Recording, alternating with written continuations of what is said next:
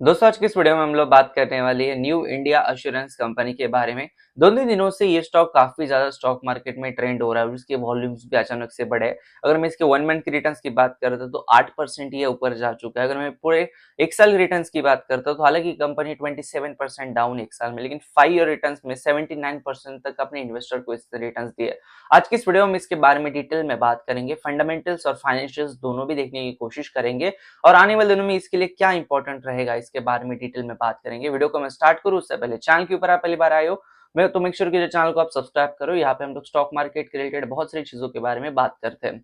अब मैं new India assurance company के थोड़े फंडामेंटल्स की बात करता हूँ तो मार्केट कैप इसका 33,000 करोड़ के आसपास है। अब जिस तरीके से इंडिया एज अ कंट्री इतनी बड़ी है और जिस तरीके से इंश्योरेंस का पेनिट्रेशन इंडिया में बहुत कम हो चुका है, कहीं ना कहीं यहाँ पे इंडिया के लिए काफी बड़ा स्कोप है इंश्योरेंस सेक्टर में आगे जाने के लिए। और इस वजह से इंश्योरेंस की सारी कंपनी चाहे चाहे आईसीआईसीआई लोम्बार्ड हो या फिर न्यू इंडिया एश्योरेंस जैसी कंपनी क्यों ना, इन सब कंपनीज के लिए काफी अच्छा स्कोप है। अगर हम इसके पी रेशियो की बात करते हैं तो 28 का पी है। हालांकि इंडस्ट्री का पी 15 के आसपास इसका इस पूरी इंडस्ट्री के इंश्योरेंस इंडस्ट्री का होता है। अगर मैं रेवेन्यूज की बात करता हूँ specially year on year basis के ऊपर बात करता हूँ तो 2020 में जहाँ पे रेवेन्यूज 30,700 करोड़ के आसपास थे, वहां से बढ़कर 2024 फाइनेंशियल ईयर में 43,691 करोड़ के आसपास रेवेन्यू इसने रिपोर्ट किए।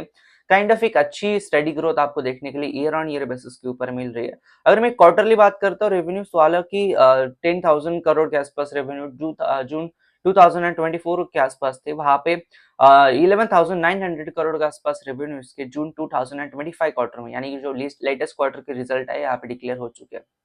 अगर मैं प्रॉफिट की बात करता हूँ तो प्रॉफिट में आपको बहुत ही ज्यादा फ्लक्चुएशन देखने के लिए मिलता है, जहां पे कंपनी का 1,500-2,000 करोड़ के आसपास प्रॉफिट था 2020-2021 में, वहां से घटकर 2022 में 178 करोड़ के आसपास इसका प्रॉफिट बचा था। उसके बाद अचानक से 1,000 करोड़ के आसपास प्रॉफिट इसने रिपोर्ट किया और 2 साल से कंटिन्यू 1,000 करोड़ के आसपास ही प्रॉफिट इसका है। लेकिन क्वार्टरली अगर मैं देखता हूँ तो 2024 में जहाँ पे 233 करोड़ का प्रॉफिट था जून 2024 में, वहां पे जून 2025 क्वार्टर में 392 करोड़ के आसपास प्रॉफिट इसने रिपोर्ट किया। यही रीजन है कि ईयर ऑन ईयर बेसिस के ऊपर कहीं ना कहीं क्वार्टर के जो रिजल्ट्स यहाँ पे इसकी जंप काफी ज्यादा मैसिव है। 233 करोड़ से 392 करोड़ जंप लगाई है प्रॉफिट ने और यही रीजन है कि 2-3 दिनों से काफी ज्यादा ट्रेंडिंग के ऊपर है।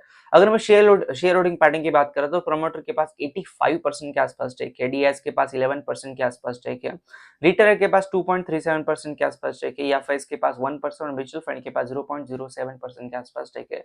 तो और मैं इंश्योरेंस सेक्टर की बात करता हूँ तो इंश्योरेंस सेक्टर में जितनी भी सारी कंपनीज काम करती हैं, इन सब कंपनीज के लिए काफी बड़ा स्कोप है, बिकॉज इंश्योरेंस का पेनिट्रेशन इंडिया में ज्यादातर नहीं है। जिस तरीके से अदर कंट्रीज की हेल्थ केयर सिस्टम है, जैसे मैं इटली की बात करता हूँ तो वहां पे अपनी एक आईफा सिस्टम है। इटली में कहीं ना कहीं गवर्नमेंट बहुत ज्यादा पे करती है पेशेंट्स को, जो हाई एंड मेडिसिन होती है इनको लेने के लिए कहीं ना कहीं गवर्नमेंट सपोर्ट करती है। अगर मैं जर्मनी की बात करता हूँ तो जर्मनी भी कुछ इस तरीके से मार्केट है और कहीं ना कहीं पेशेंट्स के फेवरेबल मार्केट है। यूएस में भी कुछ इस तरीके से ही है।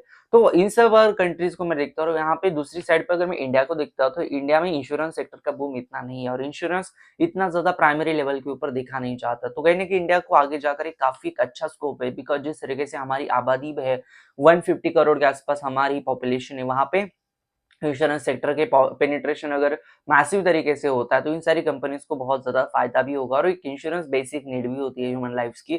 तो आने वाले दिनों में देखने वाली बात होगी किस तरीके से ये जो इंश्योरेंस सेक्टर है वो आगे बढ़ता है। तो आने वाले क्वार्टर में ईयर ऑन ईयर बेसिस के ऊपर इन सारी कंपनीज के प्रॉफिट्स किस तरीके से बढ़ती है ये भी देखने वाली बात होगी। तो ये था आज का वीडियो को कमेंट करो, उससे पहले चैनल को सब्सक्राइब कर देना, वीडियो को लाइक कर देना। धन्यवाद दोस्तों ये वीडियो देखने के लिए, धन्यवाद।